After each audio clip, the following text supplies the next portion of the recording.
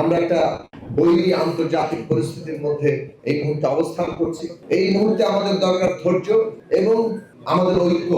উন্নতি মানে কতগুলো রাস্তাঘাট আর স্থাপনা নয়, শেষ পর্যন্ত প্রত্যেকটি নাগরিকের জীবনের উন্নতি কি পরিবর্তন আনলো সেটাই হবে প্রধান বিচার্য। তার মানে মানুষকে স্বস্তি দেওয়া, সেটা হচ্ছে সরকারের প্রথম লক্ষ্য। আজকে সমস্ত জনগণকে, এখানে সরকার আছে, বিরোধী দল আছে, কিন্তু আমাদের সম্মিলিতভাবেই দেশটাকে গড়ে তুলতে হবে। দেশ গড়ে তোলার কাজটা কারো একক নয়, সবার সম্মিলিত অংশগ্রহণ দরকার। এবং সেইটা যদি আমরা গণতান্ত্রিক প্রক্রিয়ায় নিশ্চিত করতে পারি, তাহলে বাংলাদেশের সামনে যেমন অনেক চ্যালেঞ্জ আছে, তেমনি আবার অপার সম্ভাবনা আছে। আমরা একটা বৈরী আন্তর্জাতিক পরিস্থিতির মধ্যে এই মুহূর্তে অবস্থান করছি, এবং এই বৈরী আন্তর্জাতিক পরিস্থিতির কারণে আমাদের সামনে অনেকগুলো নতুন নতুন চ্যালেঞ্জ এসেছে। সবাই আপনারা এগুলো জানেন। জ্বালানি তেল থেকে শুরু করে আমদানি, নানা কিছু মানুষের জীবনযাপনকে ব্যাপকভাবে প্রভাবিত করে। এই মুহূর্তে আমাদের দরকার ধৈর্য এবং আমাদের ঐক্য। বর্তমান সরকার এই যে বৈরী পরিস্থিতির মধ্যে কিভাবে বাংলাদেশকে এগিয়ে নিয়ে যেতে হবে সেই ব্যাপারে সর্বোচ্চ সজাগ আছে এবং সর্বোচ্চ উদ্যোগ নেওয়ার চেষ্টা করছে।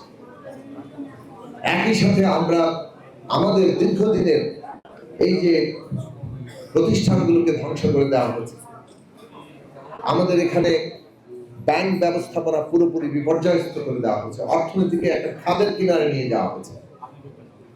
এই অবস্থা থেকে কিভাবে বাংলাদেশকে আবার আমরা একটা উন্নতির দিকে নিয়ে যাব, কিভাবে একটা বিকশিত অর্থনীতির দিকে নিয়ে যাব, কিভাবে ব্যাংক সহ পুরো আর্থিক ব্যবস্থার উপরে মানুষের আস্থা তৈরি হবে, এবং সব শেষে শিক্ষা, স্বাস্থ্য, কর্মসংস্থান ইত্যাদি প্রশ্নে মানুষের জীবনে সত্যিকার উন্নতি তৈরি। উন্নতি মানে কতগুলো রাস্তাঘাট আর স্থাপনা নয়, শেষ পর্যন্ত প্রত্যেকটি নাগরিকের জীবনের উন্নতি কি পরিবর্তন আনলো সেটাই হবে প্রধান বিচার্য। সেই জায়গা থেকে আপনারা লক্ষ্য করবেন বর্তমান সরকার তার যে অঙ্গীকার, ফ্যামিলি কার্ড, কৃষি কার্ড, কৃষি ঋণ মকুব, ইমাম সাহেব সহ সকল ধর্মের পুরোহিতদের তাদের নির্দিষ্ট ভাতা, এগুলো যা কিছু সামাজিক সুরক্ষার প্রশ্নে ঘোষণা দিয়েছিল, সবার আগে সেগুলো বাস্তবায়নের জন্য অতি দ্রুত এবং কার্যকর উদ্যোগ গ্রহণ করেছে। তার মানে মানুষকে স্বস্তি দেওয়া, সেটা হচ্ছে সরকারের প্রথম লক্ষ্য। এবং এর মধ্য দিয়ে কিভাবে একটা দীর্ঘমেয়াদী, স্বল্পমেয়াদী, মধ্যমেয়াদী, দীর্ঘমেয়াদী পরিকল্পনার মধ্য দিয়ে আমাদের দেশটাকে পরিবর্তন করা যায়, সেইটাই সরকার চেষ্টা করে।